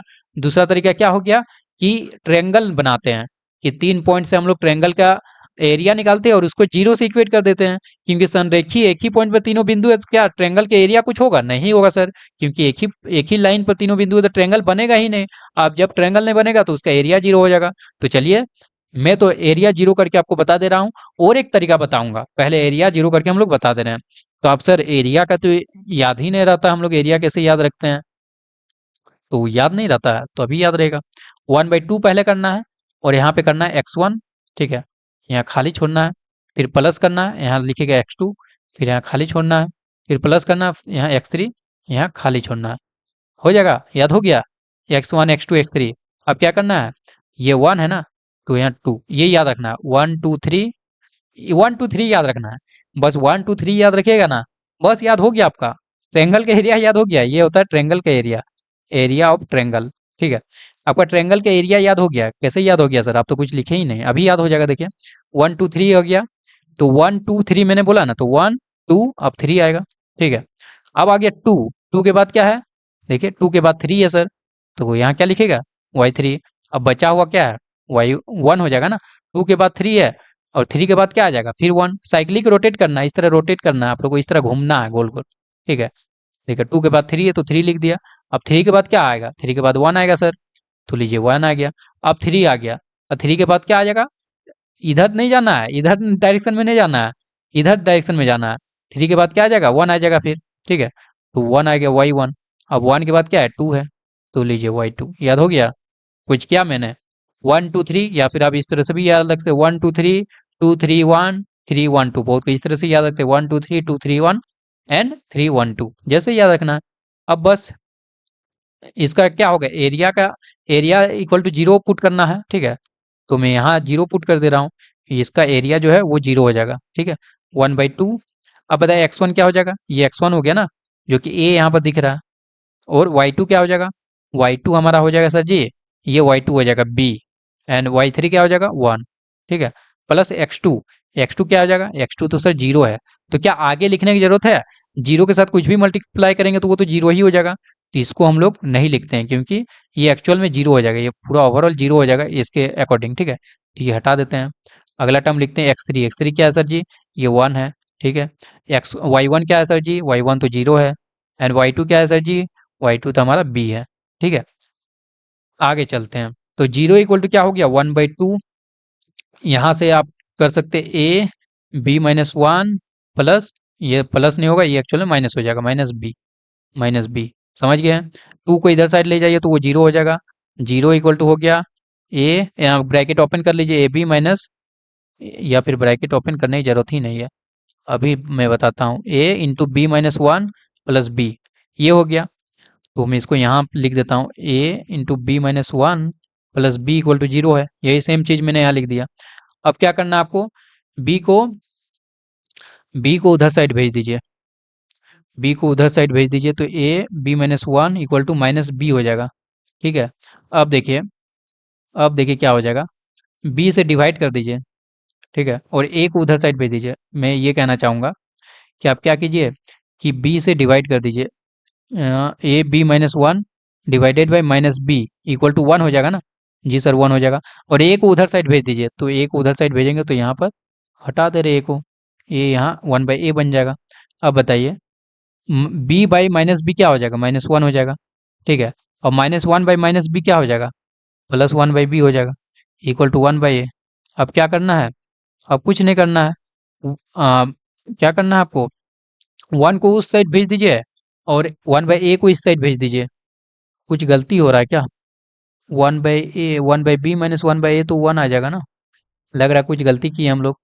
ट्रायंगल का एरिया बिल्कुल सही लिखे हैं, एक्स वन की जगह ए है, बी वाई टू हमारा हो जाएगा बी, एंड वाई थ्री हमारा हो जाएगा वन, ठीक है।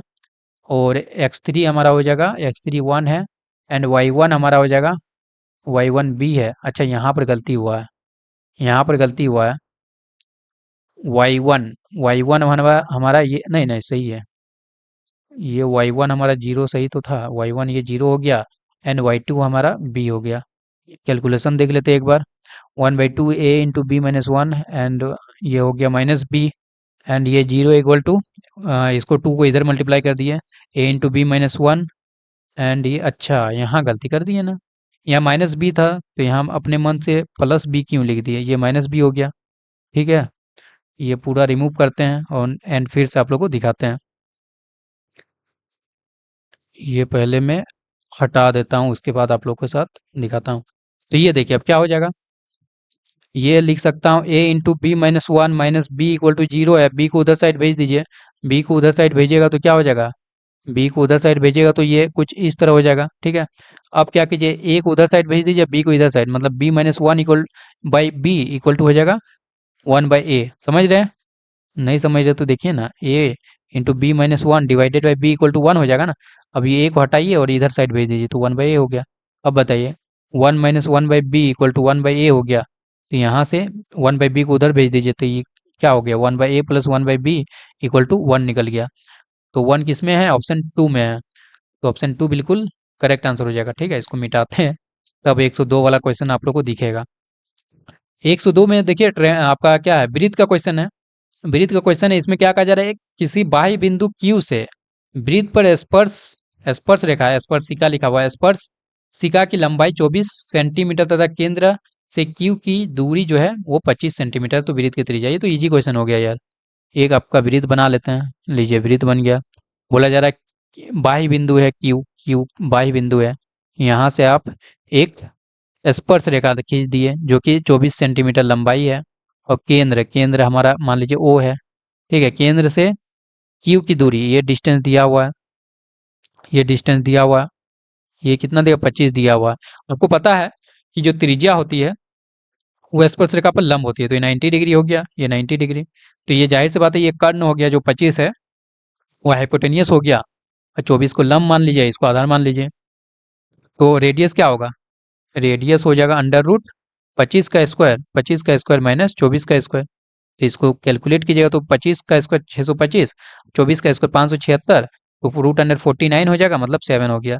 7 किस में, ऑप्शन वन में, तो 102 का ऑप्शन वन बिल्कुल सही जवाब हो जाएगा। चलिए आगे बढ़ते हैं हम लोग क्वेश्चन नंबर 103 की ओर। 103 में देखिए, अल्फा बीटा गामा, ये देखिए एक क्वाड्रेटिक इक्वेशन होता है जिसका आपका क्या बोलते हैं, उसका पावर जो मैक्सिमम पावर 2 होना चाहिए, और ये क्यूबिक इक्वेशन है जिसका मैक्सिमम पावर 3 होना चाहिए। तो क्यूबिक इक्वेशन कुछ इस तरह से है, मैं आप लोग को पहले रिवीजन करवा देना चाह रहा हूँ। ठीक है, क्यूबिक इक्वेशन कुछ इस तरह देखने में लगता है, a x cube plus B x square plus c x plus d equal to zero. इसमें 3 रूट होगा, क्योंकि पावर 3 है तो 3 रूट होगा इसका, अल्फा बीटा गामा। ठीक है, अल्फा बीटा गामा।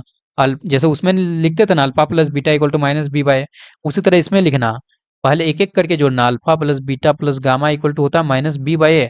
अब दो दो करके जोड़ना है, एक एक करके जोड़ा, अब दो दो करके जोड़िए, alpha beta plus beta gamma plus gamma alpha equal to होता है सी बाय ए।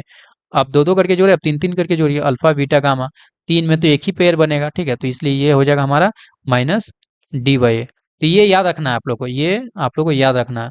अब बताइए, 2x³ minus 5x² minus 14x plus 8 के शून्यक है, तो मेरे से पूछा जा रहा alpha beta plus beta gamma plus gamma alpha. अभी तो बताया, देखिए ये सेकंड वाला alpha beta plus beta gamma plus gamma alpha, ये सी बाई ए होता है, तो एक्चुअल में इसका आंसर हो जाएगा सी बाई ए।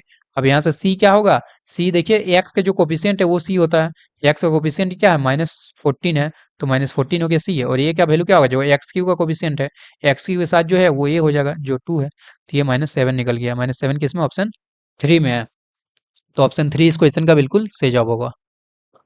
चलिए अगला क्वेश्चन, ये देख के ही बहुत स्टूडेंट डर गए होंगे, क्या डर गए हैं आप लोग, एक बार वीडियो को पॉज कीजिए और सॉल्व करने की कोशिश कीजिए, क्या सॉल्व हुआ, यदि नहीं हुआ तो देखिए कुछ नहीं है, 3 का पावर 13 माइनस 3 का पावर 10 है ना, इसमें आप 3 का पावर 10 को कॉमन ले लीजिए, तो क्या बचेगा, 3 का पावर 10 कॉमन ले लिए, तो यहाँ बचेगा 3 का पावर 3, एंड यहाँ क्या बचेगा -1। ये आप पता है ना, 3 का पावर a इंटू 3 का पावर b क्या होता है, 3 का पावर a प्लस b, ठीक है, ये तो आप पढ़े होंगे। तो देखिए ना, इसको ब्रैकेट यदि आप फिर से हटाएंगे तो 3 का पावर 10 इंटू 3 का पावर 3 हो जाएगा, जो कि 3 का पावर 13 हो जाएगा, और 3 का पावर 10 -1 क्या होगा, 3 का पावर 10 हो जाएगा, समझ रहे हैं। तो मैं इस तरह से 3 का पावर 10 को कॉमन ले लिया। अब यहाँ आप लोग देखिए, 3 का पावर 10 कॉमन ले लिया, ये क्या होगा, 3 का पावर 3 तो 27 होता है सर, 27, 27 में 1 घटेगा तो कितना होगा, 26 होगा, तो ये एक्चुअल में कुछ इस तरह से लिखा गया, ये 26 हो गया, ठीक है, 3 का पावर ये 27 माइनस 1 26। अब बताइए ये किसके किससे डिवाइड होगा, 3 से डिवाइड हो जाएगा, क्योंकि 3 का पावर 10 है, 13 से डिवाइड हो जाएगा, 13 दूनी 26 होता है, लेकिन 5 से डिवाइड नहीं होगा, इसलिए ये ऑप्शन नहीं होगा। 3 से डिवाइड हो जाएगा, लेकिन 10 से डिवाइड नहीं होगा, ये ऑप्शन नहीं होगा। 2 से डिवाइड हो जाएगा क्योंकि 26 है, 3 से डिवाइड हो जाएगा क्योंकि 3 का पावर 10 है, 13 से भी डिवाइड हो जाएगा क्योंकि 26 को हम लोग लिख सकते हैं 2 इंटू 13, 2 से भी डिवाइड हो गया, 3 से भी डिवाइड हो गया, 13 से भी हो गया, इसलिए हमारा ऑप्शन थर्ड बिल्कुल करेक्ट आंसर हो जाएगा। चलिए अगला क्वेश्चन, क्वेश्चन नंबर 105। 105 में क्या कहा जा रहा है, 10.5 सेंटीमीटर त्रिज्या वाले वृत्त का एक त्रिज्यखंड का कोण 60 डिग्री है, तो त्रिज्यखंड का परिमाप क्या होगा। चलिए पहले इस ये क्वेश्चन बहुत इंटरेस्टिंग है, ये 105 वाला 106 वाला, बहुत सारे स्टूडेंट को इसका कॉन्सेप्ट ही नहीं पता रहता, ठीक है, कुछ ऐसे भी आपको यूट्यूबर मिल जाएंगे जो इस क्वेश्चन का बिल्कुल गलत तरीके से आपको सॉल्यूशन देंगे, जो कि गलत है, ठीक है, मैं इसका सही सॉल्यूशन आप लोग को देना चाहूंगा। परिमाप मतलब क्या होता है, बेसिक्स एकदम बताने की कोशिश कर रहा हूँ। परिमाप क्या होता है, जैसे मान लीजिए ट्रायंगल है, ट्रायंगल ए बी सी है, तो परिमाप क्या होता है कि ये कितना घेर रहा है, ठीक है, ये मतलब कितना लेंथ से बना हुआ है, ये ट्रायंगल कितना लेंथ है, मान लीजिए एक हम लोग वायर से बनाए हुए, एक तार से बनाए हुए, तो इस वायर की लेंथ कितना, वही परिमाप होती है। जैसे आप एक सर्कल पढ़े होंगे, सर्कल का परिमाप क्या होता है, एक सर्कल को बनाने में कितना हमारा ये जो लंबाई है, मान लीजिए रस्सी से बना है, तो ये रस्सी की लंबाई कितनी है, वही परिमाप होता है। परी मतलब क्या होता है, परी मतलब होता है चारों तरफ, और माप क्या होता है, मतलब चारों तरफ की माप, तो चारों तरफ की माप मेजरमेंट आपको लेना, वही परिमाप होता है, इतना समझिए। अब पहले इस वीडियो को पॉज कीजिए, आप लोग खुद से सॉल्व कीजिए। त्रिज्यखंड का आपको परिमाप पूछा जा रहा है, क्या आपने ये वाला फॉर्मूला लगाया होगा, θ/360 इंटू 2πr। यदि त्रिज्यखंड का क्षेत्रफल पूछता है तो आप ये लगाते हैं, θ/360 इंटू πr², यही लगाए होंगे ना। अभी परिमाप पूछा जा रहा है तो ये फॉर्मूला लगाए होंगे, तो क्या सर ये गलत है, जी बिल्कुल गलत है, ये फॉर्मूला से सिर्फ नहीं बनेगा। क्यों नहीं बनेगा सर, यही फॉर्मूला तो हम लोग पढ़े हैं, बिल्कुल आप वो फॉर्मूला नहीं पढ़े होंगे, आप त्रिज्यखंड का परिमाप नहीं पढ़े हैं, आप पढ़े होंगे चाप की लंबाई, चाप की लंबाई पूछा जाएगा ना, चाप की लंबाई, चाप की लंबाई पूछा जाएगा, तो आपको लगाना है θ/360, θ/360 इंटू 2πr, चाप की लंबाई पूछेगा तब, लेकिन परिमाप पूछा जाएगा तब आपको इसमें ऐड करना होगा, क्या ऐड करना होगा सर, ऐड ये करना होगा, θ/360 इंटू 2πr तो होता ही है, प्लस ऐड करना 2r, ये होता है त्रिज्यखंड का क्षेत्रफल, हमेशा याद रखिएगा। अब ये कैसे हुआ, ये मैं आपको बता देना चाहूंगा। मान लीजिए देखिए ये है, ये हमारा वृत्त है, ये हमारा सेंटर है, ठीक है, त्रिज्यखंड क्या होता है, ये त्रिज्यखंड है, मैं इसको दूसरे कलर से दिखा देना चाहूंगा, यही तो हमारा त्रिज्यखंड है, यही तो त्रिज्यखंड है, ठीक है, ये जो ब्लू कलर में आपको दिख रहा है, एक्चुअल में रुकिए, ये जो ब्लू कलर में दिख रहा है, ये तो त्रिज्यखंड है। आप लोग चाप की लंबाई पढ़े होंगे। चाप कौन सा है यहाँ पर सर? चाप तो हमारा ये ग्रीन कलर में आपको दिखा रहा हूँ, चाप ये है। चाप की लंबाई क्या पढ़े हैं? थीटा बाई 360 इंटू 2 पाई, ये तो चाप की लंबाई हो गया। लेकिन क्या त्रिज्यखंड में ये ब्लू कलर वाला नहीं आ रहा? त्रिज्यखंड का भाग तो है ना ब्लू कलर वाला, ये ब्लू कलर वाला कौन ऐड करेगा? हाँ, ब्लू कलर वाला तो ऐड होगा। ये क्या होता है? रेडियस ही होता है। एक रेडियस दो रेडियस, तो इसलिए मैंने 2r ऐड किया हुआ। समझ गए ना कि त्रिज्यखंड का क्षेत्रफल परिमाप पूछा जाएगा तो theta by 360 into 2 pi R plus 2r लगाना है। यदि आपका चाप की लंबाई पूछा जाएगा तो theta by 360 into 2 pi R लगाना है। ठीक है, समझिए बस। अब तो आसानी से बन जाएगा। थीटा यहाँ 60 डिग्री है, रेडियस हमारा 10.5 है। पुट कीजिए थीटा की जगह 60 डिवाइडेड बाई 360 इंटू 2 इंटू पाई की जगह 22/7 पुट कीजिए, और रेडियस की जगह आप पुट कीजिए 10.5 प्लस 2r, तो 2 इंटू 10.5। ठीक है, देखिए ये 6 हो गया, और यहाँ से कैंसिल आउट कीजिएगा तो ये क्या बन जाएगा? ये एक जीरो हटाइए तो ये 10 बन गया, और ये 7 से यदि कैंसिल आउट कीजिएगा, ये 7 से कैंसिल आउट कीजिए तो कितना हो जाएगा? 7 एकम 7, और 3 7 बचे 35। ठीक है, ये 2 और ये 6 3 बचेगा। ये 3 से 5 बार में कैंसिल कीजिए। ठीक है, 5 ते 15 हो जाएगा, और तो हमारा ये 5 दूनी 10 हो गया। आप लोग कैलकुलेट कर सकते हैं, ये 11 मतलब ये 11 हुआ, और यहाँ से क्या होगा? 10.5 इंटू 2, 10.5 का डबल क्या हो जाएगा? ये हमारा हो जाएगा 21।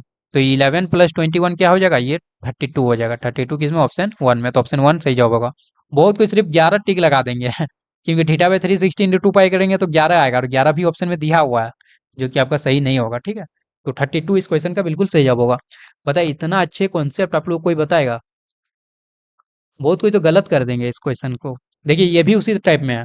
7 सेंटीमीटर त्रिज्या वाला वृत्त का एक चतुर्थांश, वृत्त का चतुर्थांश मतलब क्या होता है सर? वृत्त का चतुर्थांश मतलब यहाँ जो केंद्र केंद्र पर एंगल बनता है वो 90 डिग्री होता है। तो यहाँ थीटा इक्वल टू 90 डिग्री दिया हुआ है एक्चुअल में, तो इसका चतुर्थांश का क्षेत्रफल निकाल सकते हैं आप बिल्कुल उसी तरह। Theta by 360 into 2 pi R plus 2r, तो थीटा हमारा 90 है, divided by 360 into 2 into pi, pi equal to 22/7, radius 7 दिया हुआ है, प्लस 2 इंटू रेडियस हमारा 7 है, 2r। ठीक है, तो बताइए ये हमारा 1010 1/4 इंटू 2 इंटू 22 ये 7 7 कैंसिल हो गया, तो 7 7 कैंसिल हो गया। क्यों नहीं यहीं पे कैंसिल आउट करके मैं लिख देता हूँ, दोबारा लिखने की क्या जरूरत है? ये देखिए ये 4 बार में हो गया, ये 7 7 कैंसिल हो गया, ये 2 बार में खत्म, ये 11, तो ये तो 11 बना, प्लस ये हो गया 14, और 11 प्लस 14 कितना हो जाएगा? ये 25 हो जाएगा, जो कि ऑप्शन 4 में दिख रहा है। तो ऑप्शन 4 इस क्वेश्चन का बिल्कुल सही जवाब होगा। चलिए अगला क्वेश्चन की ओर चलते हैं। क्वेश्चन नंबर 107, किसी घन का आयतन किसी गोलक के आयतन का अनुपात जो कि घन के अंदर ठीक ठीक बैठ जाएगा। मतलब क्या कहा जा रहा है सर? कहा जा रहा है ये कि ये हमारा एक घन है, घन है, ठीक है, घनाभ जैसा लग रहा है लेकिन घन समझ लीजिए आप। ये घन है जिसकी भुजा ए है, ठीक है, जिसकी एक भुजा ए है। घन का सभी भुजा इक्वल होता है। बोला जा रहा है इसमें एक हम लोग गोलक लगा दिए, एक गोलक इसके अंदर भर दिए जो कि फिट हो जा रहा, मतलब इस तरह से एक गोला जो है इसके अंदर रख दिए जो कि फिट हो जा रहा। तो यहाँ से क्या पता चल रहा है? ये डायमीटर हो गया गोला का, तो गोला का डायमीटर जो है उसके ये घन के एक भुजा के इक्वल है। मतलब क्या कहा जा रहा है कि ए इक्वल टू 2r हो जाएगा, है कि नहीं? ये जो 2r है यही तो इसके लिए ए है ना।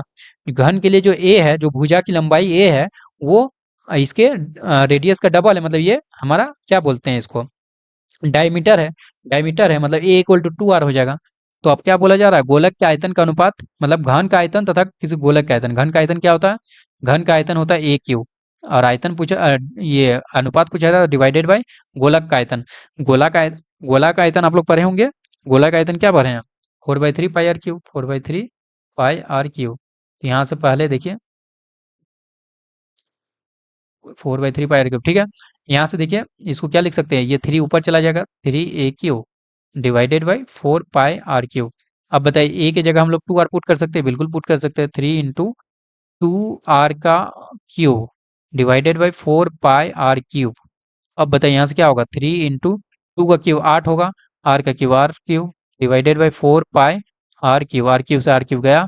अब बताइए यहाँ 4 दूनी 8 हो गया, ये 2 से काट दीजिए, ठीक है। मैं दूसरे कलर से दिखा दे रहा हूँ, ये 2 से काट दीजिए, ठीक है। तो यहाँ से हमारा क्या हो गया? यहाँ से हमारा हो गया 3 दूनी 6, और डिवाइडेड बाई यहाँ क्या बचा नीचे? यहाँ पाई बचा, तो 6:पाई हो जाएगा। 6:पाई ऑप्शन 1 में है, तो ऑप्शन 1 बिल्कुल सही जवाब हो जाएगा। ठीक है, समझ गए, बिल्कुल आसानी से इजी क्वेश्चन था। समझना ये था कि आप लोग का जो ए इक्वल टू होगा इस कंडीशन में 2r हो जाएगा, क्योंकि घन के अंदर रखा गया है गोला को। ठीक है, आगे चलते हैं। 108 दो लंबवृत्तीय शंकुओं के आयतनों का अनुपात 4:5 तथा उनके आधारों की त्रिज्या का अनुपात इतना है, तो ऊर्ध्वाधर ऊंचाइयों के अनुपात क्या है? पहले वृत्त का मान लेते हैं कि त्रिज्या R1 है। ठीक है, R1 है, और दूसरे का R2 है। पहले वृत्त की ऊंचाई H1 है, दूसरे की H2 है। तो बोला जा रहा है शंकुओं के आयतनों का अनुपात। शंकु का आयतन क्या होता है? शंकु का आयतन आप लोग को पता होगा 1/3 पाई आर स्क्वायर एच होता है। तो पहला क्या हो जाएगा 1/3 पाई R1 square H1 divided by 1/3 pi R2 square H2। ठीक है, तो इसका आयतन का अनुपात दिया कितना 4:5, 4/5 दिया। ये 1/3 पाई तो कैंसिल आउट हो गया। लेकिन यहाँ क्या दिया, उनके आधार की त्रिज्याओं का अनुपात भी दिया और 2:3। मतलब यहाँ से लिख सकते हैं ना R1/R2 का whole square into H1/H2 equal to 4/5। और R1/R2 दिया हुआ कितना, R1/R2 आपका दिया हुआ है, वो दिया हुआ 2/3। तो इसका होल स्क्वायर कीजिएगा, इसका होल स्क्वायर कीजिएगा तो इसका भी होल स्क्वायर मतलब 4/9 हो जाएगा। इसकी जगह मैं लिख सकता हूँ 4/9 गुना H1/H2 इक्वल टू हो जाएगा 4/5। 4 से कैंसिल हो गया। यहाँ से H1/H2 क्या निकल गया, H1/H2 9/5 निकल गया। यही पूछा जा रहा है कि उनकी ऊर्ध्वाधर ऊंचाई का अनुपात क्या होगा 9/5। तो ऑप्शन 2 बिल्कुल सही जवाब होगा। अगला क्वेश्चन प्रायिकता क्वेश्चन है। इसमें क्या कहा जा रहा है, एक जार में 24 कंचे है, टोटल कंचे 24 है, कुछ हरे हैं और कुछ नीले हैं। यदि मतलब कुछ हरा और नीला ही है, ग्रीन और ब्लू ही है। यदि इस जार में ऐसी यादृच्छा है, मतलब अचानक से एक कंचा निकाला जाता है, तो इस कंचा के हरा होने की प्रायिकता 2/3 है। मैं ग्रीन कलर के कंचा को जी से डिनोट कर रहा हूँ और नीला कलर का बी से डिनोट कर रहा हूँ, मतलब ब्लू और ग्रीन। ठीक है, तो बोला जा रहा है प्रोबेबिलिटी ऑफ हरा कंचा होने की प्रायिकता कितना है, ये हमारा दिया 2/3। आपको पता होगा जैसे दो ही कंडीशन बन रहा ना, जैसे एक सिक्का को उछाल रहे, या तो हेड आएगा या फिर टेल आएगा। तो हेड और प्लस टेल दोनों की प्रायिकता को ऐड करते हैं तो 1 के इक्वल आता है, ये सभी को पता होगा। ठीक है, दो ही जितना भी कंडीशन होता है सभी का प्रायिकता को ऐड कीजिएगा तो हमेशा 1 के इक्वल होगा। तो यहाँ देखिए प्रायिकता ऑफ जी हमारा 2 हो गया, तो ग्रीन कलर को निकालने की प्रायिकता 2/3 हो गया, तो ब्लू कलर के निकालने की प्रायिकता क्या हो जाएगा 1 - 2/3 हो जाएगा। ठीक है, क्योंकि दोनों को ऐड करने पर 1 होना चाहिए ना, तो ये क्या हो जाएगा 1 - 2/3। तो ये हमारा 1/3 हो गया। अब पता है आपको प्रायिकता क्या होता है, ये 1/3 हो गया। प्रायिकता क्या होता है, अनुकूल परिणामों की संख्या, जो कि पूछा जा रहा है कि जार में नीले कंचों की संख्या क्या होगी, मान लीजिए x है, तो अनुकूल परिणामों की संख्या डिवाइडेड कुल परिणाम कितना 24 है, 24 हो गया। तो यहाँ से x इक्वल टू क्या हो गया, x equal to 24/3, x equal to 24/3 मतलब 8। 8 किस में, ऑप्शन 2 में है, तो ऑप्शन 2 बिल्कुल करेक्ट आंसर हो जाएगा। चलिए आगे बढ़ा जाए क्वेश्चन नंबर 110 की ओर। 110 में देखिए क्या कहा जा रहा है। 110 में कहा जा रहा है यदि समीकरण x² - 4x + a = 0 कोई वास्तविक मूल्य नहीं है। वास्तविक मूल्य नहीं है मतलब d लेस देन 0, और d का वैल्यू क्या होता है b² - 4ac लेस देन 0। अब यहाँ से बताइए b क्या है, b तो -4 है, -4 का स्क्वायर कीजिएगा 16 -4, अरे a क्या है 1 है, एंड c क्या है, c हमारा a है, लेस देन 0। ठीक है, यहाँ से बताइए 16 -4a लेस देन 0, तो यहाँ से हमारा 16 लेस देन 4a, तो यहाँ से क्या हो जाएगा, इसको इस तरह से भी देख सकते हैं ना, 16 लेस देन 4a या 4a ग्रेटर देन 16, दोनों सेम ही चीज़ है ना। ग्रेट मतलब 4a जाता है 16 से, या 16 कम है 4a से, या 4a ग्रेटर देन 16, तो a इक्वल टू क्या हो जाएगा, इक्वल नहीं, एक्चुअल में यहाँ साइन वही रहेगा ग्रेटर देन। अब इसको डिवाइड कर दीजिए, 4 को 16 डिवाइडेड 4 कीजिएगा तो 4 हो जाएगा, a greater than 4। a greater than 4 किस में, ऑप्शन 4 में है, तो ऑप्शन 4 करेक्ट आंसर हो जाएगा। ठीक है, ऑप्शन 4 देख लीजिए, a ग्रेटर देन 4 है। चलिए और 10 क्वेश्चन बचा हुआ है। 111 की ओर चलते हैं। 111 में देखिए क्या कहा जा रहा है, जब x + y divided by xy equal to 2 है, x - y divided by xy equal to 6 है, तो y का मान पूछा जा रहा है। क्रॉस मल्टीप्लाई कर दीजिए, मतलब क्या, x + y इक्वल टू क्या हो जाएगा 2xy, और x - y क्या हो जाएगा, क्रॉस मल्टीप्लाई कर दीजिए 6xy। ठीक है, 6xy। अब दोनों को ऐड कर दीजिए, तो y खत्म, 2x इक्वल टू क्या हो जाएगा 8xy, यहाँ से x खत्म, तो यहाँ से y इक्वल टू क्या हो जाएगा 2/8। 2/8 बोले तो 1/4, 1/4 किस में, ऑप्शन थर्ड में है, तो ऑप्शन थर्ड करेक्ट आंसर होगा। अगला क्वेश्चन हमारा 112। 112 थेल्स पर में है। थेल्स पर में क्या पढ़े, क्योंकि ये दोनों पैरेलल है ना, डी और बी सी पैरेलल है। तो थेल्स प्रमेय के अकॉर्डिंग हम लोग a d by d b equal to a e by e c करते हैं, ठीक है। तो वही करना है बस। A d by d b क्या करेंगे, x plus four divided by x plus three. ये तो कैलकुलेशन आपको करना है, 2x-1 divided by x plus one. बस इसको क्रॉस मल्टीप्लाई कीजिए, x plus four into x plus one equal to 2x-1 into x plus three. इसको cross multiply कीजिएगा तो क्या होगा, एक्स स्क्वायर प्लस यहाँ से 4x प्लस एक्स 5x। आप अपने हिसाब से कर लीजिए, मैं अपने हिसाब से जल्दी जल्दी करके दिखा दे रहा हूँ। 2x स्क्वायर और यहाँ से होगा 6x minus x plus 5x हो जाएगा, एंड यहाँ से -3, ठीक है। अब ये 5x तो कैंसिल आउट हो गया, ये एक्स स्क्वायर उधर चला जाएगा तो एक्स स्क्वायर और ये इक्वल टू 7। तो यहाँ से x इक्वल टू हो जाएगा √7। √7 किस में, ऑप्शन 4 में। एक्चुअल में प्लस माइनस √7 होगा, तो √7 दिया हुआ तो √7 हम लोग टिक लगा के आगे बढ़ सकते हैं। चलिए आगे बढ़ते हैं हम लोग। क्वेश्चन नंबर 113 देखिए क्या कहा जा रहा है। यदि sine theta minus cos theta equal to zero है, sine theta minus cos theta equal to zero है, तो बताइए यहाँ से साइन कॉस थीटा को उधर ले जाइए तो sine theta equal to cos theta हो जाएगा। अब डिवाइड कर दीजिए तो साइन बाई, लीजिए एक स्टेप लिख बढ़ा दे रहा हूँ, sine theta by cos theta equal to 1 हो जाएगा ना, डिवाइड कर दिया। साइन बाई कॉस क्या होता है, tan theta, tan theta equal to 1 हो गया। अब टेन थीटा इक्वल टू 1 हो गया तो थीटा क्या होगा, 45 डिग्री, क्योंकि टेन 45 डिग्री का वैल्यू हमारा 1 होता है। थीटा 45 डिग्री निकल गया तो अब इसका वैल्यू निकाल लीजिए, साइन का पावर 4 थीटा प्लस कॉस का पावर 4 थीटा। तो साइन 45 डिग्री का वैल्यू क्या होता है, 1/√2 होता है, 1/√2। इसका पावर कितना करना, 4 करना, तो लीजिए 4 कर दिया।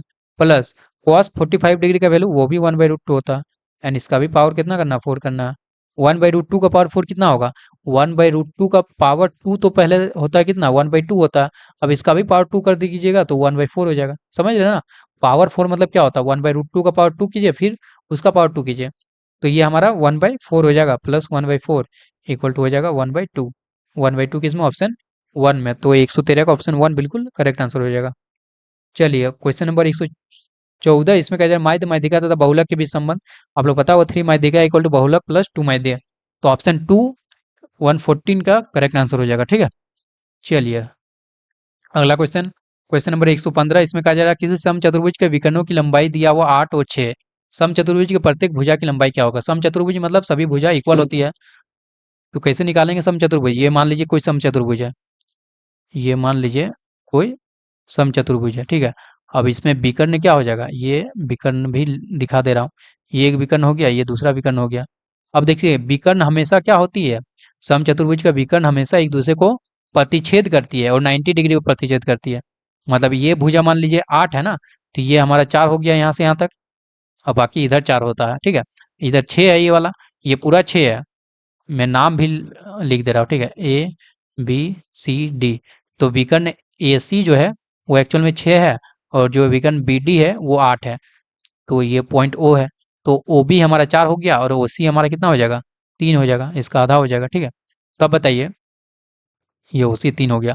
अब बताइए हमारा BC कितना हो जाएगा, ये तो हमारा भुजा हो जाएगा समचतुर्भुज का भुजा, तो BC इक्वल टू हो जाएगा ना अंडर रूट, क्योंकि ये क्या हो गया, क्योंकि 90 डिग्री के सामने वाला जो भुजा होता है वो एक्चुअल में कर्ण होता है, तो ये कर्ण हो गया, तो अंडर रूट 4 का स्क्वायर प्लस 3 का स्क्वायर, क्योंकि 3 4 5 वाला ट्रायंगल बन रहा है, तो जाहिर सी बात 5 हो जाएगा। 16 प्लस 9 25, 25 का अंडर रूट 5, 5 किस में, ऑप्शन 4 में, तो ऑप्शन 4 करेक्ट आंसर होगा। अगला क्वेश्चन की ओर चलते हैं, question number 116, 2 10 30 divided by 1 minus 10 square 30। तो देखिए 2 इंटू 10 30 का value 1/√3 divided by 1 minus 10 square 30, 1/√3 का स्क्वायर कीजिएगा तो वो 1/3 हो जाएगा, ठीक है। तो ये हमारा हो गया 2/√3 डिवाइडेड बाई हमारा हो जाएगा, ये हमारा 2/3 हो जाएगा, ठीक है। तो कुछ इस तरह से इसको लिख सकते हैं 3/2, तो ये हो गया √3 बार में कैंसिल हो गया, मतलब ये √3 बन गया, ठीक है। ये एक्चुअल में √3 बन गया। अब ऑप्शन में देखिए √3 किसका वैल्यू होता है, √3 किसका वैल्यू होता है बताइए। अच्छा √3/2 होना चाहिए ना, ये साइन 60 दिया हुआ, टेन 60 दिया हुआ ना, तो 1060 हम लोग लगा सकते हैं √3, क्योंकि 1060 का वैल्यू होता है, तो 1060 हमारा बिल्कुल करेक्ट आंसर हो जाएगा, मतलब 116 का हमारा ऑप्शन 3 बिल्कुल करेक्ट आंसर होगा। चलिए अगला क्वेश्चन हम लोग चलते हैं, क्वेश्चन नंबर 117, इसमें कहा जाए लोहे का बेलना का छड़ जिसकी ऊंचाई उसकी त्रिज्या की 4 गुनी है, मतलब H इक्वल टू 4R, वही बोला जाए ना, ऊंचाई उसकी त्रिज्या की 4 गुनी है, को पिघलाया गया, मतलब एक बेलनाकार आपका रॉड है, ठीक है, इसको पिघलाकर छोटे छोटे गोला बनाया गया, ठीक है, गोलाकार ढाले गए गेंदों की संख्या कितनी होगी? तो क्या होगा, इसका आयतन डिवाइडेड बाई इसका आयतन कीजिएगा तो गोलों की संख्या निकल जाएगी। जैसे मैं ये बात कहना चाहूंगा, जैसे मान लीजिए ये एक, ठीक है, ये एक रॉड है, बेलनाकार रॉड है, इसको दो तीन बराबर बराबर गोलों में ढाला गया तो क्या होगा, इसका आयतन इक्वल टू क्या होता है, 3 टाइम्स इसका आयतन, 3 टाइम्स इसका आयतन, ठीक है, 3 टाइम्स इसका आयतन। मतलब क्या हुआ कि इसका आयतन डिवाइडेड बाई इसका आयतन डिवाइडेड बाई एक गोला का आयतन इक्वल टू नंबर ऑफ गोला होता है, ठीक है। नंबर ऑफ गोला क्या होता है, बेलन का आयतन डिवाइडेड बाई एक गोला का आयतन इक्वल टू ये हो जाएगा नंबर ऑफ गोला। तो वही करना है इसमें, इसका आयतन कीजिए और एक गोला का आयतन कीजिए और दोनों को डिवाइड कर दीजिए तो हमारा ढाले गए गेंदों की संख्या निकल जाएगी। चलिए बनाते हैं। तो बताइए, बेलना का छड़ क्या आपका आयतन कितना हो जाएगा, बेलन का आयतन पाई आर स्क्वायर एच होता है, पाई आर स्क्वायर एच हो गया। और हमारा क्या हो गया, गोला का आयतन, गोला का आयतन क्या होता है, 4/3 pi are cube, 4/3 pi are cube, r square से मतलब यहाँ एक आर बचेगा, ठीक है, और यहाँ से हमारा बच गया 3 ऊपर चलेगा, पाई पाई कैंसिल हो गया, तो 3h डिवाइडेड बाय हमारा 4r, 3h डिवाइडेड 4r, और h की जगह 4r पुट करना, 3 गुना 4r divided by 4r, 4r cancel, मतलब 3 आंसर हो गया। 3 किस में, ऑप्शन 2 में, तो ऑप्शन 2 बिल्कुल सही जवाब होगा। चलिए अगला क्वेश्चन 118 की ओर चलते हैं। ए तथा बी त्रिज्या वाले दो संकेंद्रीय वृत्त दिए गए हैं।